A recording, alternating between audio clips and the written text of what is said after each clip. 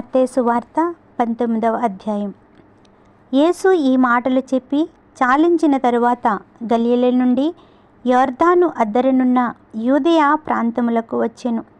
బహు జనసమూహములు ఆయనను వెంబడింపగా ఆయన వారిని అక్కడ స్వస్థపరిచెను. పరిసయ్యులు ఆయనను శోధింపవలెనని ఆయన యొద్దకు వచ్చి, ఏ హేతువు చేతనైనను పురుషుడు తన భార్యను విడనాడుట న్యాయమా అని అడుగగా, ఆయన సృజించిన వాడు ఆది నుండి వారిని పురుషునిగాను స్త్రీనిగాను సృజించిననియు, ఇందు నిమిత్తము పురుషుడు తల్లిదండ్రులను విడిచి తన భార్యను హత్తుకొనును, వారిద్దరూ ఏక శరీరులుగా ఉందురని చెప్పిననియు మీరు చదవలేదా?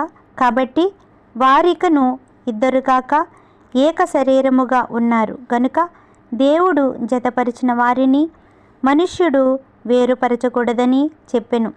అందుకు వారు, అలాగైతే పరిత్యాగ పత్రికనిచ్చి ఆమెను విడనాడమని మోషే ఎందుకు ఆజ్ఞాపించినని వారు ఆయనను అడుగగా, ఆయన, మీ హృదయ కాఠిన్యమును బట్టి మీ భార్యలను విడనాడ మోషే సెలవిచ్చెను, కానీ ఆది నుండి అలాగూ జరగలేదు.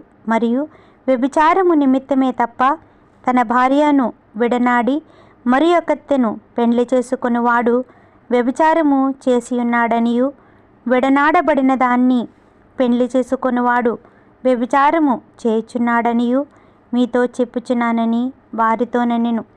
ఆయన శిష్యులు, భార్య భర్తలకుండు సంబంధము ఇట్టిదైతే పెండ్లి చేసుకొనుట యుక్తము కాదని ఆయనతో చెప్పిరి.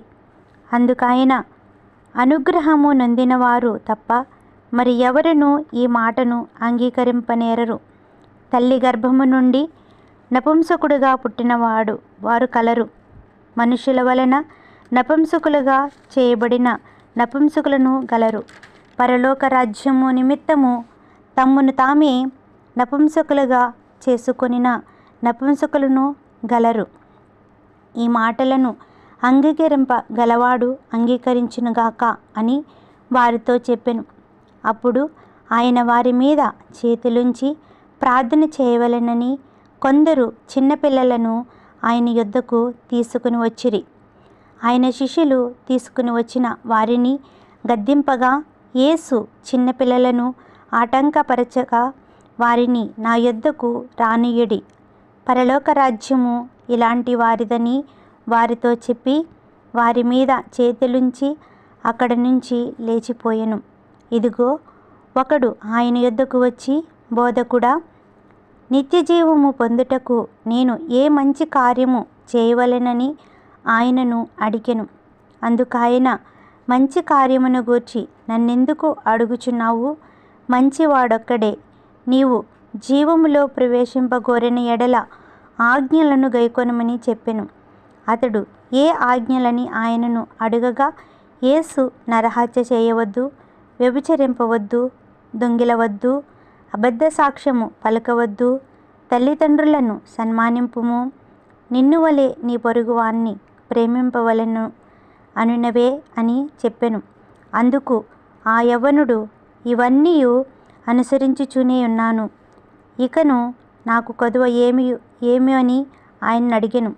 అందుకు యేసు, నీవు పరిపూర్ణమగుటకు కోరిన ఎడల పోయి నీ ఆస్తిని అమ్మి బీదలకిమ్ము, అప్పుడు పరలోకమందు నీకు ధనము కలుగును. నీవు వచ్చి నన్ను వెంబడించుమని అతనితో చెప్పెను. అయితే ఆ యవ్వనుడు మిగులు ఆస్తి గలవాడు గనుక ఆ మాట విని వ్యసనపడుచు వెళ్ళిపోయెను. యేసు తన శిష్యులను చూచి, ధనవంతుడు పరలోక రాజ్యములో ప్రవేశించుట దుర్లభమని మీతో నిశ్చయముగా చెప్పుచున్నాను. ఇది కాక ధనవంతుడు పరలోక రాజ్యములో ప్రవేశించుట కంటే సూది బెజ్జములో ఒంటె దూరుట సులభమని మీతో చెప్పుచున్నానెను.